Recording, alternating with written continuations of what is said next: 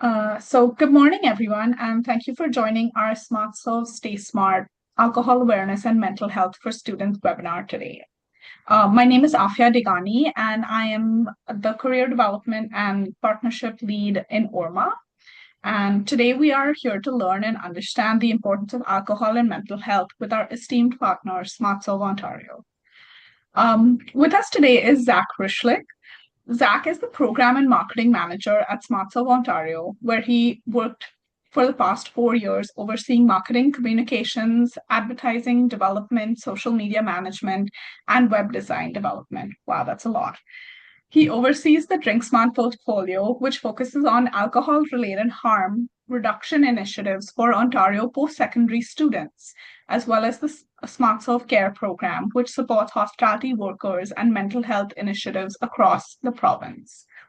Zach has experienced working within both the college and university sectors and has hands-on experience engaging directly with students, giving him frontline insight into many of the challenges and issues affecting post-secondary communities today.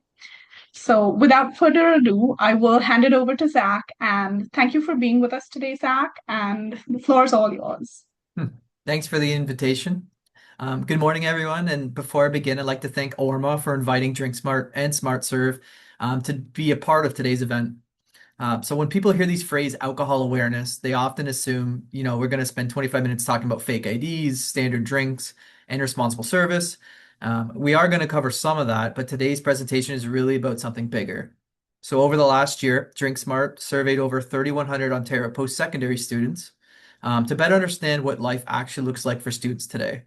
Now, what we discovered is that conversations about alcohol can't be separated from conversations about stress, finances, mental health, social connection, and the future.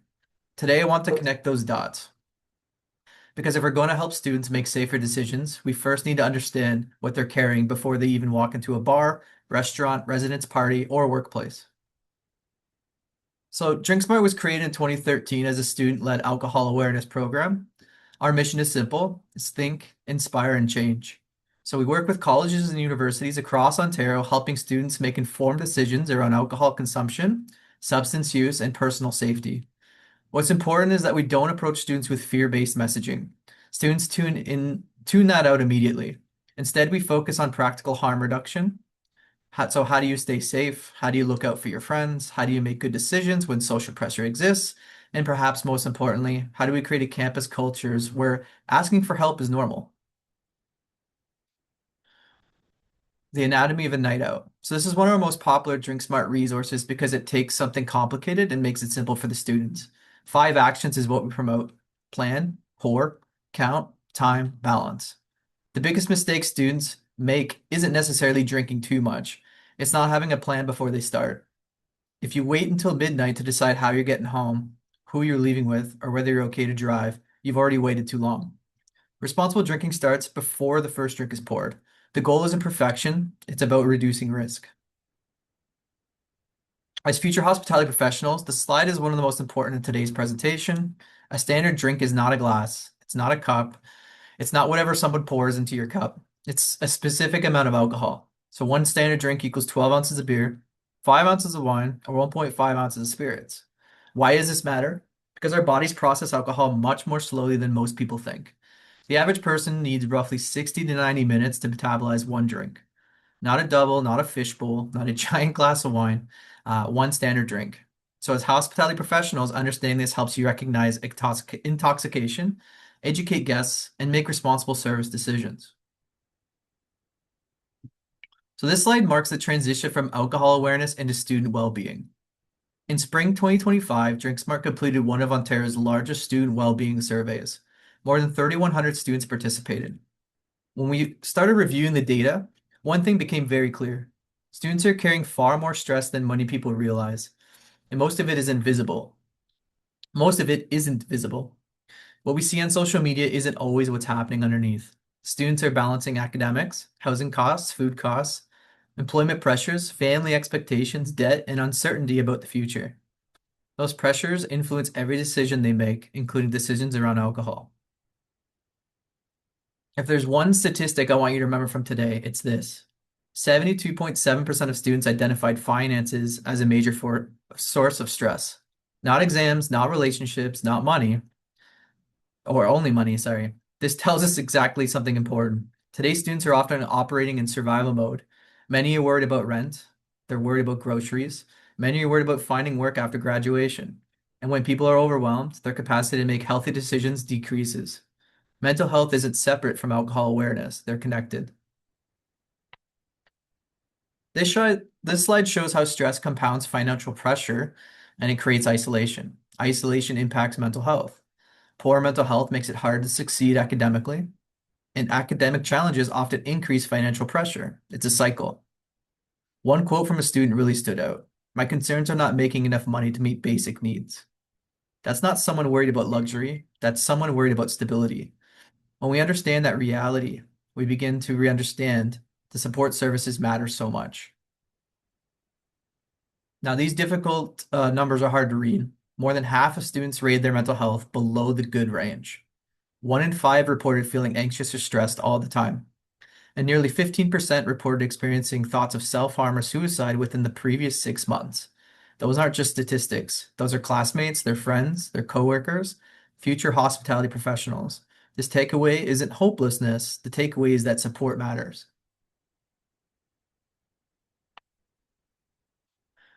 So quick show of hands. I don't know if you can put your little hand up in this, but how many people have ever caught themselves doom scrolling for 20 minutes and somehow ended up feeling worse than when they started? One of the most interesting findings from the Campus Pulse survey wasn't that students were struggling with, it was how they were coping. The good news is that most students are using relatively healthy support systems. 63.4% said they talk to a friend or family when they're stressed. Nearly half turned to exercise. Those are positive and protective behaviors. But what caught our attention was the third most common response. More than 42% of students report coping through doom scrolling.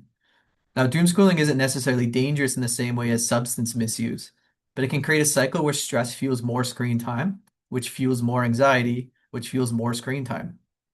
So students today have access to information 24 hours a day, but that doesn't always translate into feeling informed or supported. What this tells us is that today's student stress isn't primarily being managed through partying or substance use. It's increasingly being managed through isolation and digital distraction. And that changes how we think about harm reduction. The challenge isn't simply preventing risky drinking behaviors. It's helping students build healthier coping mechanisms before they need to rely on unhealthy ones. As future hospitality professionals, that's an important distinction. The person sitting at your bar may not be celebrating, they may be decompressing, they may be overwhelmed, they may be trying to escape stress for a few hours. Understanding that context helps us create safer and more supportive environments. But coping behaviors aren't universal. When we broke the data down apart by institution type, we discovered some significant differences. This slide demonstrates why one-size-fits-all student wellness strategies rarely work. When we compared college and university students, we found very different realities. So let's start with finances. Among college students, 37% report actively struggling financially compared to 23% of university students. It tells us that college students are experiencing significantly more financial pressure. When we looked at coping strategies, we saw another difference. University students were much more likely to report doom scrolling as a coping mechanism. Nearly half indicated they regularly use digital escape behaviors to manage stress. We also observed differences in cannabis use. Among college students who consume cannabis, nearly half reported stress relief as their primary motivation. That suggests cannabis is often being used as a coping mechanism rather than solely for recreation. What this tells us is that the student populations are not all facing the same challenges. College students often require support focused on affordability, financial well-being, and practical stress management. University students may benefit more from interventions addressing isolation, anxiety, and digital well-being. The common thread is that both groups are carrying significant pressure. They're just expressing it differently.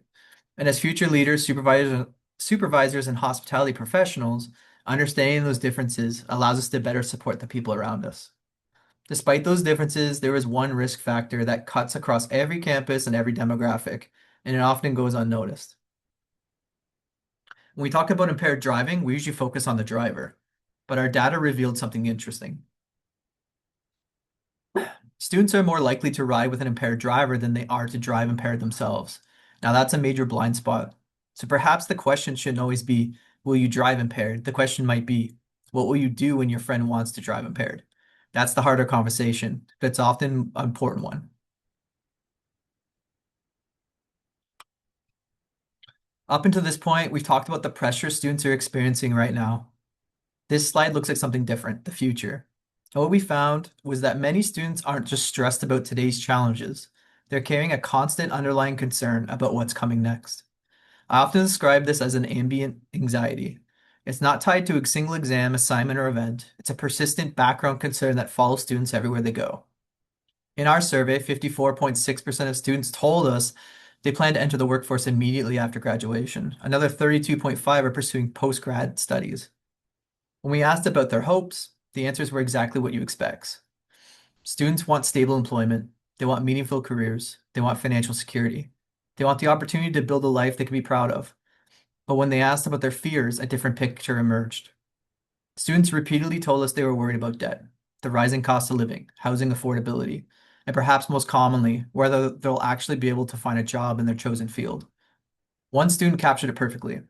Their biggest concern is not being able to find a job and then not being able to pay off OSAP, bank fees, and everyday expenses. Think about that for a moment. For many students, graduation isn't viewed as a finish line. It's viewed as the beginning of another set of financial and professional pressures. And that's important because when people feel uncertain about the future, it impacts the decisions they make today. It affects their mental health, it affects social behaviors, it affects substance use, it affects willingness to seek help. Understanding that broader context helps us understand why student well-being conversations need to go beyond academics and beyond alcohol awareness. We're really talking about an entire generation trying to navigate an increasingly uncertain future. And for many students, the path toward the future starts in hospitality. Thousands of Ontario students are already working in restaurants, bars, hotels, and food service environments while attending school, which means they're experiencing two worlds under pressure at the same time. This slide is where the story comes together. Many students are working in hospitality while attending school. They're carrying financial stress during the day, then stepping into an industry facing its own mental health challenges. This results in what I call a double shift. Students are navigating two environments under pressure at the same time. And that's why support systems become critical. I want everyone to take a moment to really look at these numbers. 87% burnout, 84% anxiety, 77% depression. These are hospitality specific statistics. The hospitality industry is incredibly rewarding. It's fast-paced, it's social, it's exciting, but it can also be demanding. The message isn't to scare you, the message is to normalize conversations about well-being before challenges become crises. One of the most surprising findings from our research wasn't about how many students were struggling, it was about how few students were actually accessing support. Let's walk through this funnel. So at the top, we have the entire student population. From there, 55.9% of students told us that their mental health is below good range. Think about that for a second. More than half of Ontario's post-secondary students acknowledge that they're struggling at some level. But then something interesting happens. Only 29% say they feel comfortable seeking help, and ultimately only 17.8% actually access on-campus mental health services. That's a dramatic drop-off. The issue isn't awareness. Students know that support exists. The issue isn't necessarily need. The need is clearly there. The challenge is moving students from recognizing they need support to actually taking action. One student described the situation perfectly. The wait times are insanely long, and I'm lucky enough to get good insurance coverage for a private counselor. This quote highlights an uncomfortable reality. Students who have resources often find support. Students without resources often remain stuck waiting. And during that wait, stress continues to build. What this tells us is that mental health support isn't simply about having services available, it's about making those services accessible, affordable, and easy to navigate. So if students aren't accessing support, the next question becomes simple. What's stopping them? This slide helps answer that question. When we asked students why they weren't seeking support, several barriers emerged immediately. The most common response was, I prefer handling things on my own. Nearly 46% of students selected this option. Now, at first glance, that might sound like confidence or independence, but often it's something else. Sometimes it's uncertainty, sometimes it's stigma, sometimes it's believing your problems aren't serious enough to justify asking for help. The second major barrier was financial. Nearly 60% cited costs as a significant factor preventing them from accessing support. And for students already worried about rent, groceries, tuition, transportation, paying for therapy can feel impossible. We also saw concerns around vulnerability. About almost 30% said they felt shy, nervous, or uncomfortable reaching out. One anonymous hospitality worker summed it up perfectly. Who says I can afford therapy? And when would I even have the time? I think that's a powerful statement because it reminds us that barriers aren't always psychological. Sometimes they're practical. Sometimes students generally don't know where to start. Sometimes they don't think they can afford help. Sometimes they don't think they have time. And sometimes they're just simply overwhelmed. The reality is that even the best support system in the world doesn't work if people can't access it. But despite all these barriers, our research uncovered something incredibly hopeful. This might be my favorite slide in the entire presentation because despite everything we discussed today, the stress, the anxiety, the financial pressure, students continue to show up for one another. Nearly 80% of students said they would intervene if they were concerned about a friend's substance use or gambling. Almost 69% actively supported a friend experiencing mental health challenges this past year. Think about what that means. Students care deeply about each other. They recognize when their friends are struggling.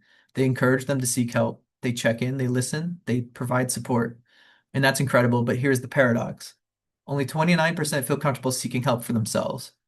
So we have a generation that is exceptionally compassionate towards others, but often unwilling to extend that same compassion inward. Students are yelling to a friend, "You don't have to go through this alone." Yet many struggle to say those same words to themselves. The opportunity here is enormous because if students aren't already acting as informal support networks, then we need to equip them with the knowledge, confidence, and the resources to continue doing that safely and effectively. Peer support is already happening. The question is how we strengthen it. Because sometimes the first person someone talks to isn't a counselor, it's a roommate, a classmate, a teammate, a coworker, or a friend sitting beside them in class. So if we know students want support, if we know barriers are preventing access, and if we know peer networks are already doing much of the heavy lifting, then the next step becomes clear. We need to remove the friction, make support easier to access. And that's exactly what SmartServe Cares was designed to do. So after reviewing all this data, the question becomes, what do we do with it? Because data only matters if it leads to action. For me, this research revealed three very clear priorities. The first is simple, is fix the friction. Students are telling us that they need support, but barriers like cost, wait times, confusion, and accessibility prevent them from taking that first step. If accessing help feels difficult, many students simply won't do it. The second priority is leveraging the peer network. One of the most encouraging findings from our research was that students are already helping each other. They're checking in on friends, they're encouraging conversations about mental health, they're intervening when they see concerning behavior. That means peer support isn't something we need to create, it's already happening. Our responsibility is to strengthen it, provide students with tools and resources to navigate those conversations confidently. And finally, target the passenger. For years, we focused heavily on don't drink and drive. That message remains critically important, but our data suggests that there's another risk we need to address. Many students aren't driving impaired themselves, they're getting into vehicles with impaired drivers. We need to empower students to speak up, challenge unsafe decisions, and recognize that being a passenger can carry significant risk as well. If we can reduce friction, strengthen peer support, and address overlooked risks, we can make meaningful impact on student well-being and safety. And that's exactly what led to SmartServe Ontario to ask the very important question: how do we remove barriers and provide support before someone reaches their crisis point? So throughout today's presentation, we discussed three major barriers, costs, access, and stigma. Students know support exists, but many don't access it. Hospitality workers know that support exists, but they don't access it. Not because they don't care, not because they don't need it, but because life gets in the way. The barriers feel too large. That's why SmartServe launched SmartServe Cares. We recognize that hundreds of thousands of people working in Ontario's hospitality sector have access to SmartServe certification, but many don't have access to affordable mental health support. So rather than simply talking about the problem, we wanted to be part of the solution. SmartServe Cares was built around one central idea. Mental health support should be easy to access, it should be affordable and available when you need it, not weeks later, not months later, today. And that's exactly what this program delivers. So let's take a look at what support is actually available to active SmartServe certificate holders. So it's one of the most important slide takeaways for today. If you currently hold a SmartServe certificate, you already have access to these resources. You may not know, but you do. The first benefit is direct care. Eligible certificate holders receive 3 hours of free virtual counseling through Green Shield Health's portal. That means connecting with a licensed mental health professional without worrying about the cost becoming a barrier. The second component is self-guided support. Participants receive access to Green Shield's digital cognitive behavioral therapy platform, and CBT is one of the most widely used evidence-based approaches for managing anxiety, stress, and depression. This platform allows users to walk through these modules at their own pace whenever it's convenient. And finally, there is ongoing education. Users gain access to articles, tools, resources, and expert content designed to support mental wellness over long term. The important thing to understand is that these supports are completely confidential. Your employer doesn't know you're using them. Your instructor doesn't know you're using them. Your classmates don't know you're using them. The support is there for whenever you need. And it's an industry where many workers struggle silently. That's incredibly important. So as we wrap up today's session, I just want to leave you with one final thought. When we began today's presentation, I mentioned that this wasn't going to be a presentation about alcohol, and hopefully by now you understand what I meant. Yes, alcohol awareness matters, responsible service matters, understanding risk matters, but the bigger story is well-being. Because people don't make decisions in isolation. They make decisions while carrying stress, while carrying financial pressure, while carrying uncertainty about school, work, relationships, and their future. Today's students are resilient, they're compassionate, they're looking out for one another, but they're also carrying a tremendous amount of invisible weight. My hope is that today's presentation has encouraged you to do three things. First, make informed decisions when alcohol is involved. Secondly, check in on the people around you. And lastly, don't be afraid to access support yourself when you need it. As future hospitality professionals, you're entering an industry built on taking care of people, guests, customers, coworkers, teams. Just remember that taking care of others starts with taking care of yourself. Smart serve, stay smart, and never let your drinking do your thinking. Thank you for your time today. I'd be happy to answer any questions. Thank you, Zach. That was truly, truly insightful and amazing, and so many things I didn't know, especially I think when it came to the financial strain part, I was actually surprised that that's one of the first things that come up with students. And like you always assume it's the pressure or the studying, but just the financial aspect. And in today's day, that is so true. And you only assume it for full-time working individuals. You don't assume it for students. But it's great to know that that's something that's affecting the students as well. For sure. Um, And we just to add to that, we're compiling the 2026 survey as we speak. And I've seen some of the preliminaries and it's pretty consistent with their first year's reporting. When it comes to financial stress, rent, affordability of groceries, etc., are always the top of mind for students right now. And then obviously job prospecting, as mentioned in this, it's the same too. Many are worried about their future careers and what to do after school. And how are they going to buy a house, right? So it all makes sense. And this data and all the studying came out, and now we have something, tangible to share with the world about it. So yeah, and we're making a difference, I guess, one step at a time with it. I would also like to say that that peer paradox slide, oh my God, that is so true, not only for students again, but for all of us, I guess. And of course, for students a little bit more, because I used to be that student. I used to be exactly that student. I used to say, I'll help you and like I'll give advice, but I would never follow it myself, or I would never look in the mirror and say, okay, maybe I need a holding hand as well. So amazing. That's like you said, it's your favorite slide. It's my favorite slide too. yeah, for sure. Yeah. So we can open up for some questions. I do have one of my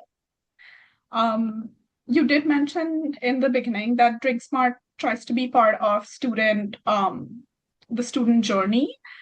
So how do you guys get into the students' lives, I guess? Yeah, so I guess many years ago when we took over the Drink Smart program, we started reaching out to the schools direct because we don't have the staffing or the size, to have people on site and manage these programs. So initially it was they had hired students at certain college universities to put tabling out, to do the information. But then it turned into, what's better is partnering with the actual groups. So the student unions, the mental health support units on site, whatever kind of organization we can get in on the school and we provide them the resources, we do. Now, the beauty of our program is, there's no in for us besides education. All these resources we give for free to the schools and their organizations. So they get, quarterly boxes, huge swag bags. We try to get stuff that is relevant to students as well, because they don't always approach you when they talk about alcohol safety, but when it comes to harm reduction. But we come up with cool swag. We do, Mario Kart drunk goggles with students, those types of engagement to get them, they kind of flock around. And we Yeah. do a lot of quizzes too. We do monthly quizzes with students where they can win cash because we know they're hurting. And the data obviously backs that. But that's what gets the student interest. So they stay informed. And the reality is a lot of students are not drinking. And it could be due to personal opinion, but also due to affordability. But it's a good thing in the fact that they're not like what we were like in school. Right, that's true. But so when you say we're not how we were like at school, is that their alcohol consumption or Yeah, what exactly is the in difference? general, overall partying and all of that kind of that. I guess the nostalgia of what we assume college, university, and what our studying has shown is that that's not the typical student experience. It's greatly changed post-COVID. That it took Right. a huge toll, and I would say like on social skills when it came to students who went through that era, and you can see it today, right? When it comes to dealing with people, there's a lot of young people or students that don't have those social skills because they missed out those person-to-person interactions. So Yeah. that compounded with, the lack of drinking or the lack of, substance use, etc., which is a positive thing that they're not doing that. But they're obviously struggling as well. They're helping each other, but they're not reaching those resources or helping themselves, and that's the concern. Right, right. So just one last question from me. Then I think we have one question in the chat, but uh, I know you mentioned cannabis and alcohol consumption is mostly for students for their coping mechanisms. So is there something else that they should be using for their coping mechanisms, or is there students that have shared what else they use Yeah, instead? so there's been a lot of responses. We did leave it open-ended, but I think the biggest positive ones, as mentioned too, working out, exercise, going on long walks, etc. That's a huge, amazing one. The other one is just being social with their friends. So they're meeting up, they're having a night in, etc. They're going to the movies, stuff like that. So I think the social interaction and the physical exercise would always be your top two when you can eat healthier than depending on what your budget can give you. But I think those types of mechanisms came back very positive. And when it came to like say cannabis, university students use it more as a recreation versus college students use it more as a coping mechanism. So we are seeing those differences. It seems overall college students struggle more than university students. College or university is more for recreation use when it came to any substance versus college, which is more coping leaning. Right. Wow. Okay. Thank you for that. The question that's in the chat is for SmartSolve Cares specifically, I think. Let me, sorry, it's in my chat. So the student asks, for SmartSolve Cares, it was mentioned that the SmartSolve card was eligible to get them 3 sessions. What if Mhm. they already have some kind of insurance? How would So it work then? yeah, you can use this on top of your insurance. If your insurer is Green Shield, you can add these additional hours to your existing plan too. You may need to reach out to Green Shield about it, but you do have those three free and clear on top of anything you already have. So use it if you can. Another tip too is you can divide those into 30-minute sessions if you want to extend it to 6 sessions for your mental health support. But yeah, it's all on our website. You can go to smartserve.ca/cares, and all the information will be there. Perfect. Well, I guess that's all for today. And a big thank you to SmartSolve and to you, Zach. It was great just being here and hearing about this. I will share the recording on the website. Mhm. And super grateful that you could join us today. And a big thank you. Thanks for having me. Yeah. Thank you, everybody. Have a good day.